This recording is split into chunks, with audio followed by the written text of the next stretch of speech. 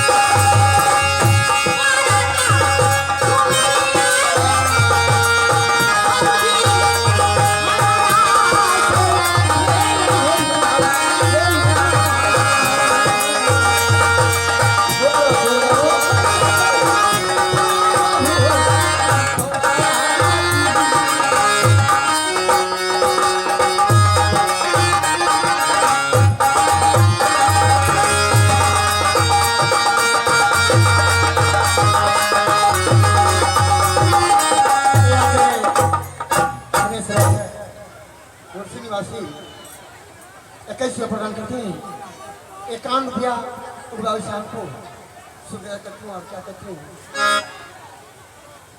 ससुर जी? हाँ आप हमसे कह रहे हैं एक मशीन आई है उससे हम गुजरा गुजरा दिए।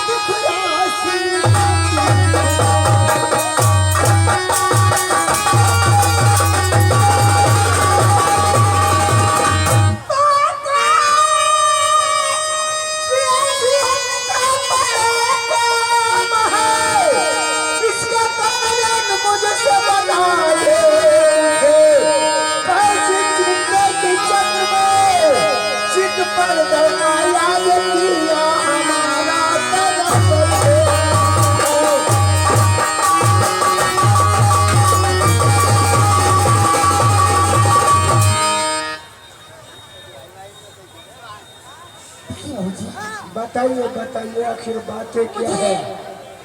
एक लड़का लग गया है और सिपाही ने कहा कि महारानी आप तो बदला नहीं गुदवाए।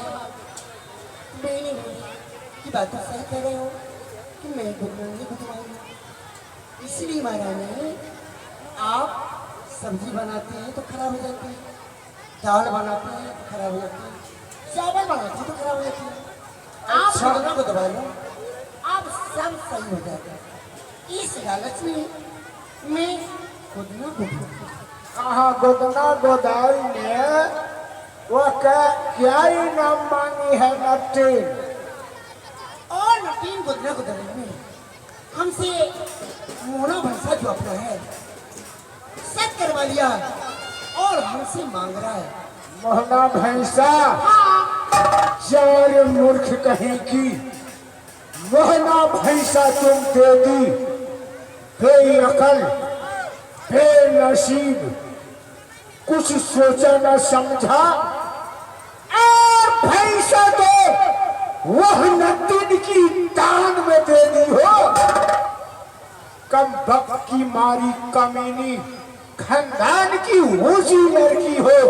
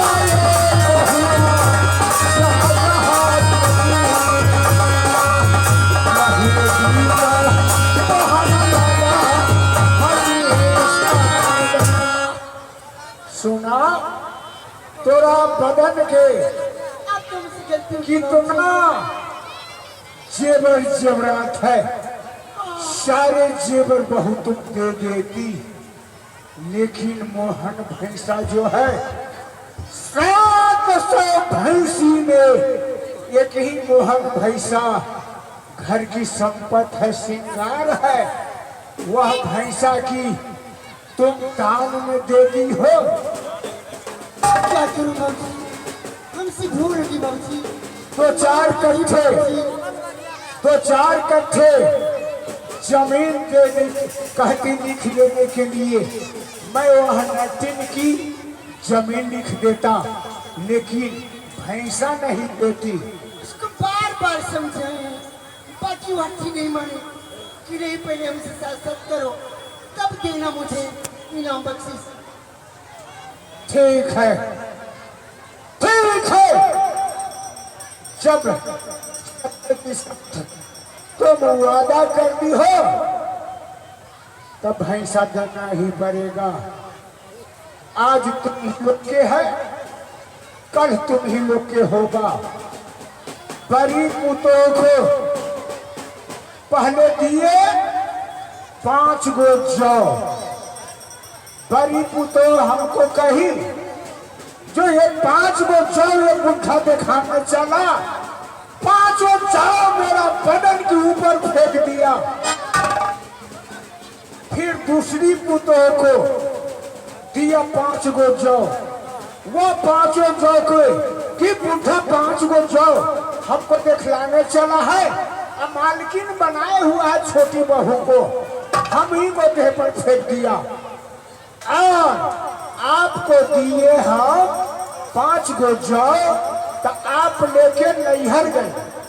नैहर अपना भाई और बापों से 5 जौ को दे दिया कि बाबूजी मेरा 5 जौ अलग रोप देना। फिर हाँ 5 जौ अलग हुआ, 5 जौ से पाव भर हुआ, पाव भर से 2 किलो हुआ, 2 किलो से कितने दौलत हो गया। वही जौ के कीमत से इतना दौलत में बनाया। इस कारण से आज भैंसा आपकी बात पर देना पड़ता है, नटिन है कहाँ।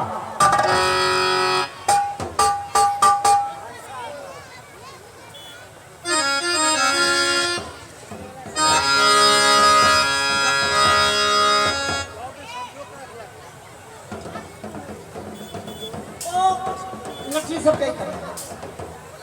हाँ बोला खिलाओ। चलिए अजय जी, अजय जी कृपया स्टेज पर आएंगे। रामू जी, अजय कुमार, रामू कुमार जी चाह रही हो जल्द से जल्द स्टेज के ऊपर उपस्थित हो जाए। रामू जी और अजय जी जल्द स्टेज के ऊपर उपस्थित हो जाए। महाराज ओ जात की नर्तिन है, थोड़ा बाहर गई होगी लेकिन आती ही होगी, खबर आइए मत। जब तक कुछ किस्सा कहो तो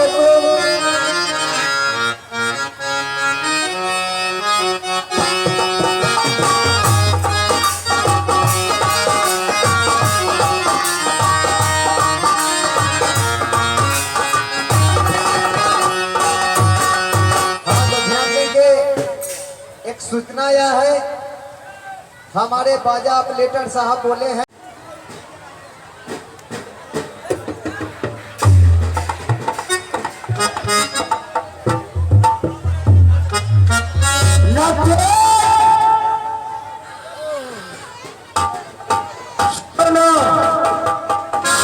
अजय जी के क्या निश्चय कराएंगे। अजय जी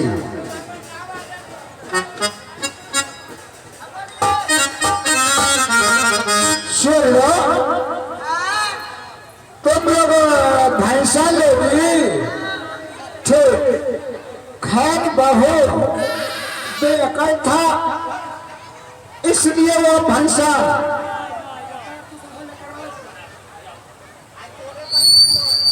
हेलो, मंदिर पर हवन शुरू होने जा रहा है।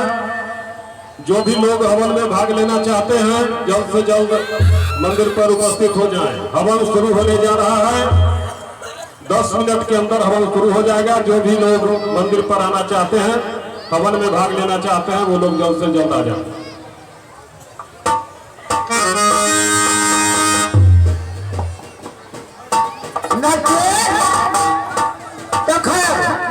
हमारी छोटी बहू रामूध थी, हाँ इसलिए आपके साथ भैंसा के लिए सख्त कर ली है।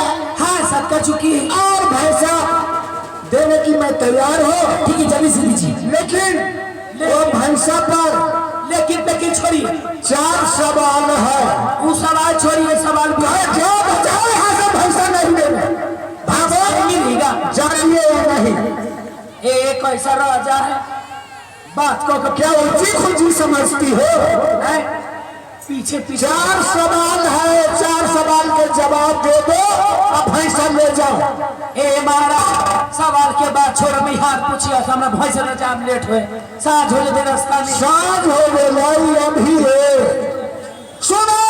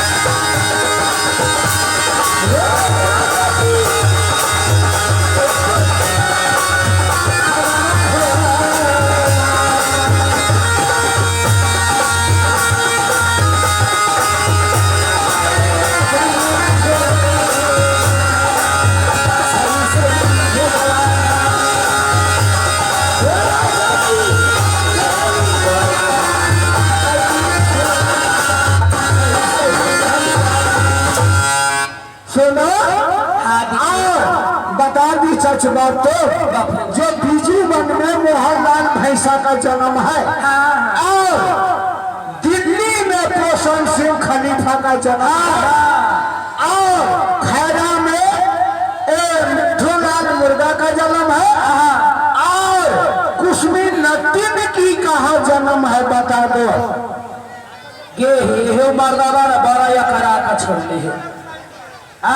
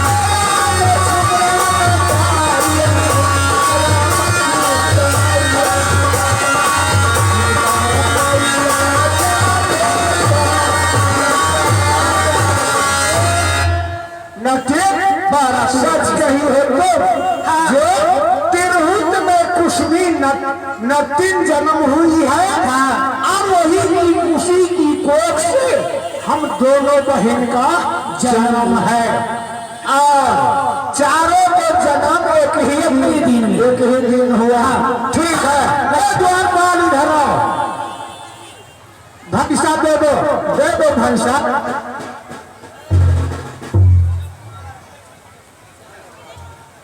ले तुम्हारा भैंसा है। ए भैंसा सुनो, मकई का खेत बहुत है इधर। सुन रे, मकई में नहीं छोड़ा है। चितकबरा के बेटा भैंसा के सिंह दगबैले हते की। हाँ, भैंसा के सींग दगवाए हुए हैं। सुनो ना, देखो एक समय में बीमारी उठ गया था, समझ गई है। उस समय में भैंसा का जो है ना से लंगड़ी चूक गया। इसको पास में लंगड़ी नहीं, इसको लंगड़ी नहीं, बगैर लंगड़ी के भैंसा है, समझ गई ना। ठीक है, लेके जाओ। ठीक है, मैं यहाँ से लेके ये बहन अब हम लोग के भैंसा मिल चुका है।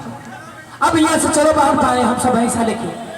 ए बहन यहाँ से भैंसा लेके हमसे चलो, चलो यहाँ से चलो।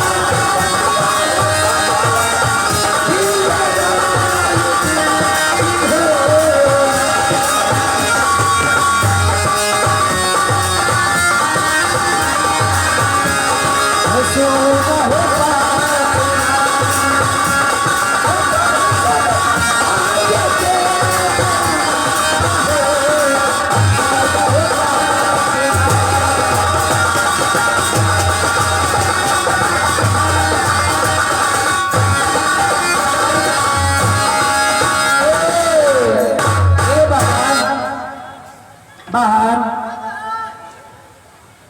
अरे सुनो, अभी भैंसा के लेके अब क्या करना है। देखिए हमारे मेला कमेटी से निवेदन, कृपया जो कॉलेज का बैटरी के कृपया बैटरी पहुंचा दीजिए।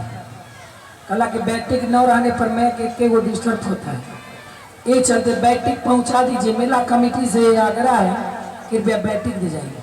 हाय नहीं कौ मंगवा दे। अब भैंसा लेके चलो, कहाँ चलना है? कहाँ बा? तोरा नहीं सुनाई दे? बोला ना, यहाँ से चल दिल्ली राज। दिल्ली रोड। हाँ, नई दिल्ली के पुरान में गए। ये नयका दिल्ली, पुराना दिल्ली छोड़ नया दिल्ली में जाइबे न, वहाँ जुआन जुआन छौरा सब मिलते। हाँ। आई पर मुजफ्फरपुर जिला के सब छौरा सब मौगा मर। ठीक है, चलो दिल्ली।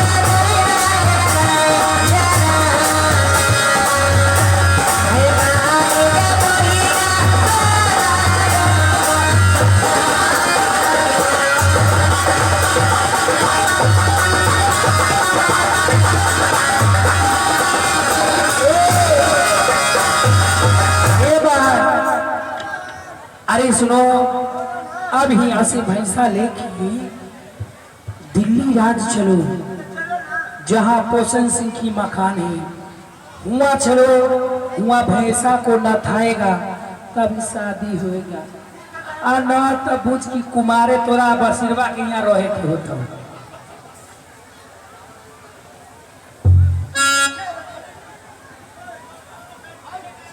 अरे बैठे कृपया, हमारे मेला कमेटी से बार बार मेरा आग्रह है, आपको लगातार प्रचार में सुनाई दे रहा है कि नहीं कि कृपया कॉर्डलेस का बैठक दे जाइए। आप लोग सुनवे नहीं करते, बताइए ये ढोला डेली से काम होने वाला है, एक बैग से करने वाला है, बताइए।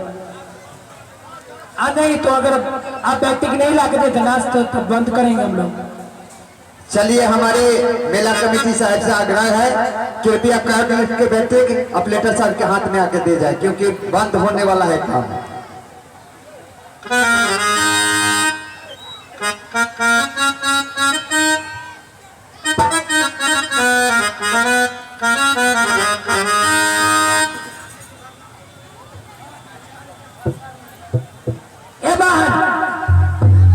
अब यह से अखाड़ा तोड़ो और चलो दिल्ली राज के लिए।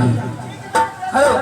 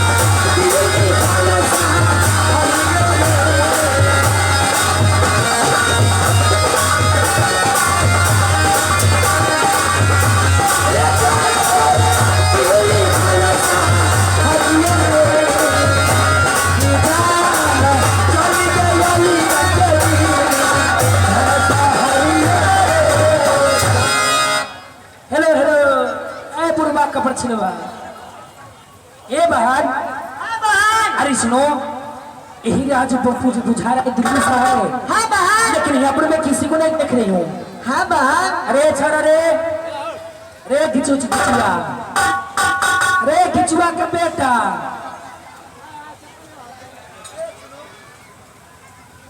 ओल बाबू, ए इधर आओ।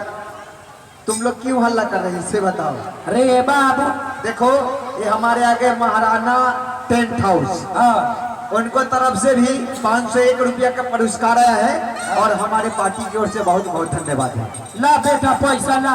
पैसा हम बैंक में रख दिए है, बाद में निकालेंगे। देखिए उधार प्रचार नहीं चल तो पैसा ला। ए सुनो, किस लिए ये दिल्ली राज्य तुम लोग आई हो? दिल्ली राज रहिया पोषण सिंह के घर। ए महाराज पोषण सिंह का मकान है। ए मकान रे बड़ तोर मालिक के नाम सुन छलिए। बहुत बड़ाई तो नाम सुनती हो। हाँ पोषण सिंह के नाम सुनते हुए पूरे गांव का आदमी थर थर कांपने लगता। तो राजा यही हो तो राजा ऊ हम, राजा से तोरा भेंट नहीं है। हम बोला देते हैं क्या तुम हमारे महाराज से मिलना चाहती हो? बाप रे ऊ कहिया से इंतजार कर छे। अच्छा ठीक है, तुम साइड हो जाओ, हम महाराज को बुला। रे मोचमुतना के बेटा जल्दी बोलो। ए, देख गाड़ी नहीं दे हमारा देश के भाषा है। गाड़ी अगर देगी तो समझ लेना हम भुरभुरी। तोरा गाड़ी नहीं झूठ बोल में तू मर जाइए। चलो हम ये मर जाएंगे तो इकरा कौन काम आएगा बताइए। तोर बाप ले दिया आई। ए सुनो, तुम साइड हो जाओ। मालिक पोषण सिंह आती हो। क्या बात है रे? प्रणाम महाराज। खुश रहो। मालिक हाँ समाचार ठीक है ना? हाँ रे, समाचार ठीक है। तुम्हारा है समाचार ठीक? एकदम समाचार चकाचक है महाराज। देखते हैं जिलेबी के गर्दा उड़ रहा है। अरे अखाड़े पर आज पहलवान लोग नहीं आया है। बाप रे, अपना खड़ा पर, हाँ अपना खड़ा पर दूगो पहलवान आई हुई है। अरे कौन भाषा बोले रे तुम? सही बोल रहे हैं महाराज। आयु ही है। आई हुई है। और तुम्हार बारे गया। वो पहलवान के देखबै ना, हाँ इतना करे जाए। अच्छा, समझिए। अरे मेरे जैसे है ना। अपने से ज्यादा ऊंचा करे जाए। हाँ देखो भाई कि अपने पार हो जाए। अच्छा चलो तो देखते हैं कैसा पहलवान है।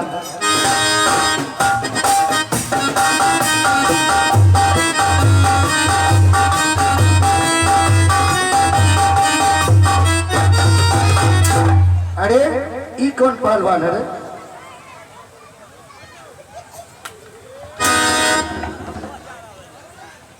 अरे मजादे के बेटा। मारने का है। अरे क्या दिखाता है तू हमको? मालिक को क्या है? केवाड़ी को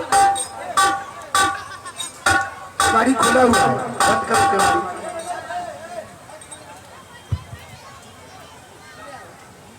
देखली पहलवान।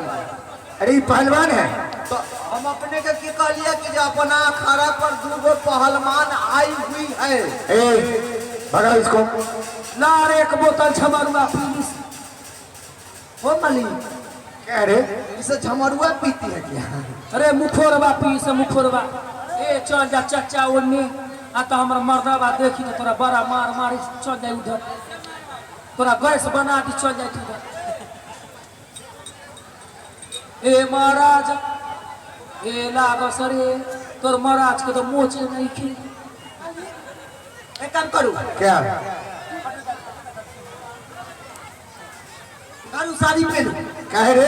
साड़ी पहनू ना लूंगा। काहे? अपने के पास में मोच नहीं, साड़ी पहनू। मोच से क्या होता है रे?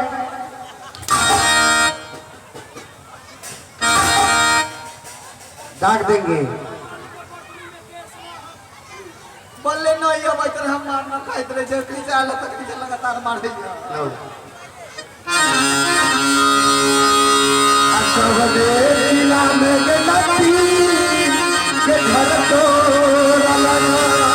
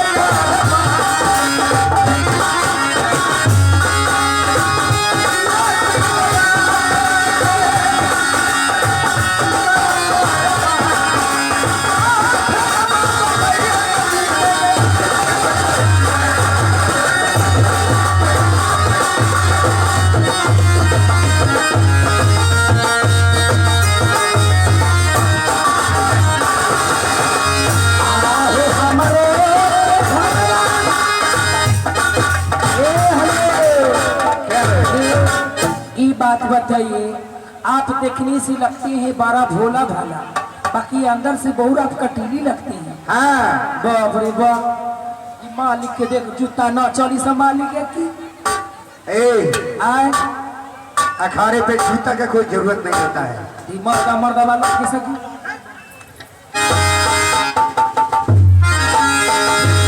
सुनिए मैं बता रही हूँ। हेलो मास्टर साहब, आहो भैया हो राजा जी, हो राजा तू जरा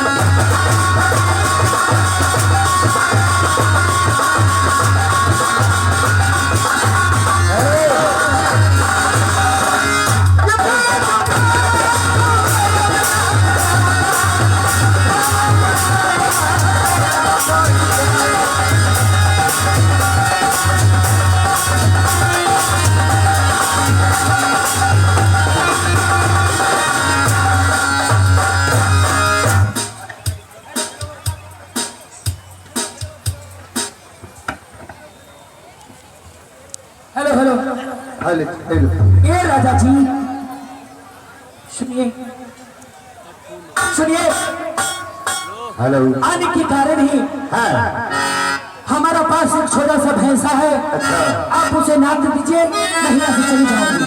क्या भैंसा नथवानी आई है? हाँ, ये नट पर खोका खड़ा है। ए राजा नाट बखो की यह राज नहीं है, लेकिन आपको मैं बड़ी नाम सुन के मैं आपके पास आई हूँ कि आप दिल्ली के रहने वाले राज गोसाई सिंह आपको नाम है। आपको बड़ी वीर के नाम सुनी हूँ कि आप बड़े क्षत्रिय कुल में हैं और बड़े आप वीर हैं, इसीलिए मैं भैंसा लेके आई हूँ। अच्छा ठीक है नटिन, पहले एक बात मैं तुमसे और पूछूंगा, उसके बाद ही। हेलो,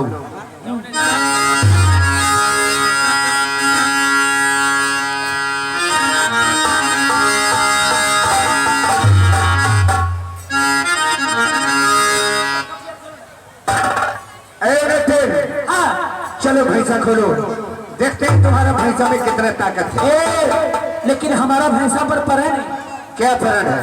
परन है, जानते नहीं कहूंगी। क्या परन है, बाद में कहूंगी।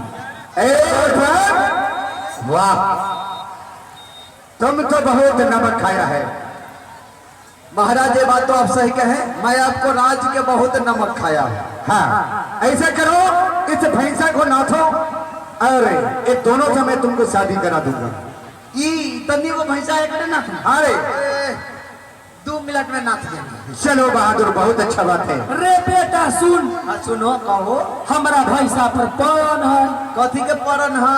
अगर हमार भैंसा के तू नाथ देवे, अच्छा तो तोरा 5000 रुपया देबौ। 5000? आ दिल्ली के तोरा लाल किला देखबौ। अच्छा, पटना के गोल घर देखबौ। हाँ हाँ, ये सब परन। ये सब परन है। कह रे, लोग साइड हो जाओ। चलो नाथो। अरे बेटा, अगर हमर भैंसा तोरा नाथौ, हमको नाथेगा तुम्हारा? हाँ, हाँ तब क्या? तो तोरा से 5000 रुपया लेबौ। हमको से 5000 रुपये ले। हाँ, अच्छा ठीक है, कोई बात ठीक है। नहीं, कोई बात नहीं। कला कि हम भैंसा के डेली 4 गो तेसरा अंडा खिबे छी। 4 गो अंडा भैंसा के खिया दिए तो अब जाके लेबे ओकरा यहाँ से बसिर मिया कहाँ से। ओ तेसला अंडा ना? हाँ हाँ उता का उल्वा के फार्म है। हाँ। आइए आगे हमारे पैक से अध्यक्ष अभिषेक जी उर्फ सिद्धू जी, उनके तरफ से 151 रुपए का पुरस्कार आया है। उन साल मेरी कंपनी को ओर से धन्यवाद है और शुक्रिया है। आइए पैक से अध्यक्ष अभिषेक कुमार जी और सिद्धू जी, उनके तरफ से 151 रुपए का पुरस्कार आया है। उन साहब को मेरी कंपनी को से लाख लाख शुक्रिया है। चलो महाराज, मैं भैंसा नाचता हूँ। हाँ,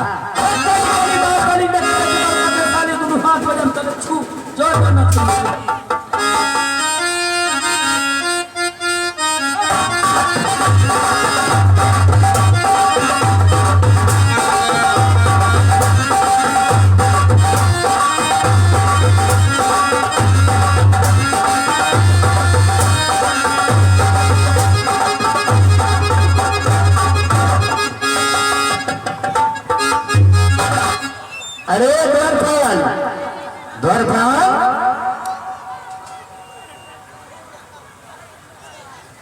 लगता है दांती लग गया इसको।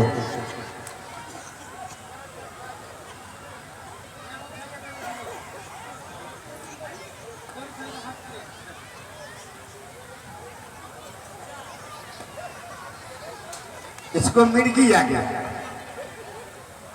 इसको जूता सुंघाना होगा।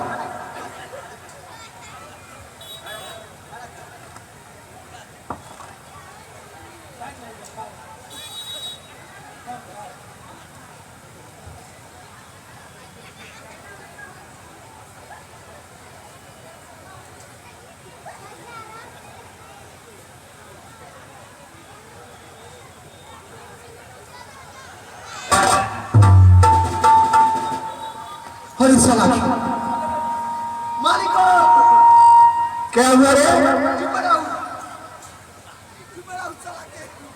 अरे क्या हुआ रे? चुप रे।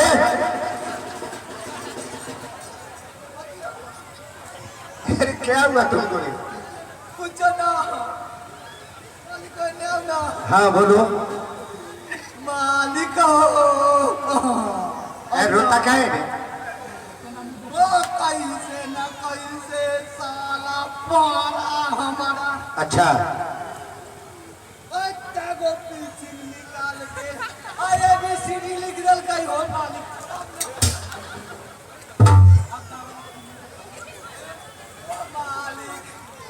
बोलो। वो कहता हो जाता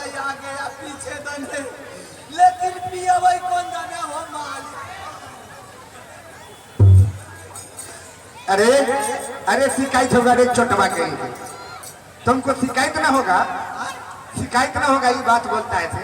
और ठीक कर लियो, हम ही शिकायत कर लियो अपने से। तब चुप रहो, ऊपर का कहबो ना। हाँ नहीं कहना। रे मुर्गी चोट की बेटा पूरा 4 लाख पे 4 टिप देख तोरा से झूठा अगर खूंटा आबाद हो तो तेकर बाद पैसा दे, बीच पैसा दे। देख नाती के बेटा एगो खूंटा से दूगो खूंटा हो तब पैसा दे। आना तो तोरा फरियाल में बनने पर क्या है? एकदम सावधान हो जा, अच्छा एकदम होशियार रहो। हारे हम होशियार हैं। उस साला जुर्म कर दे। अच्छा ठीक है चलो। पूरा बचा के रखो, न तो जब तक फोन कर दे। खोलो लेकिन भैंसे खोलो। जाओ काली काली माँ कर दे किसी बर्मा के साथ को हाथ बजा जाए छू मत कर दो जाओ ना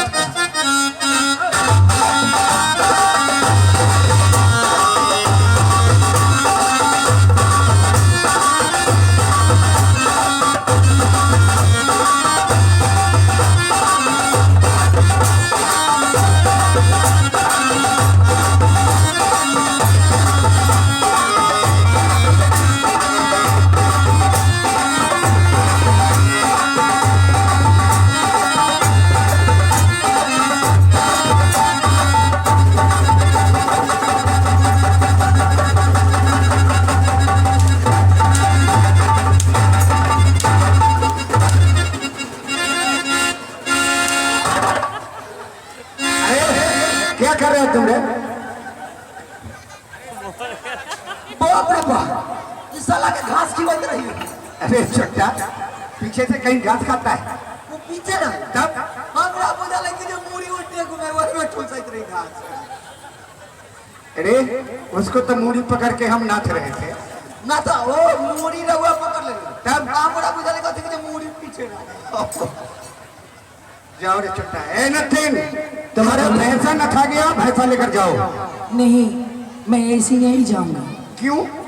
हमारे भैंसा पर परम था कि जो भी भैंसा नाचेगा उसी से तुम्हें शादी होगा। हाँ आप अब मुझसे शादी कर लीजिए। मैं नटबखों से शादी नहीं करता हूँ। नटबखों से शादी नहीं करता। क्या रे? शादी न करबै ना त तनका बियाह है कर ना लियो।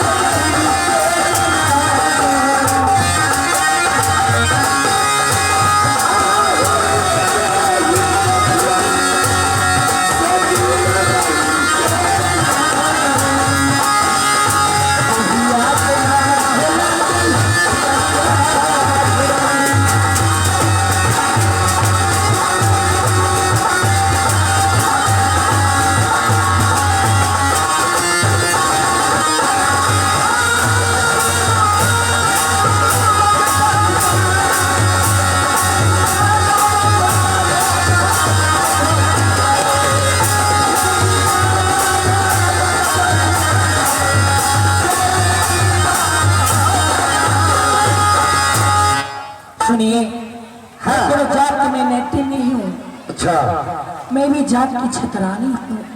ओ, तुम जात की छतरानी हो? हाँ, मैं तो शादी के लिए मेरी नटिन की भेष बकरी थी। अच्छा, ठीक है, चलो दिल्ली किले में मैं तुमसे वहीं शादी करूंगा। आप वहीं शादी कीजिए, अभी कर लीजिए इसी वक्त। चलिए ना, मंदिर में करते हैं। जाओ सिंदूर लेकर आओ। बिया करवाई। अरे बिया होता है, शादी होता है, यकीन होता है। मतलब बिया तब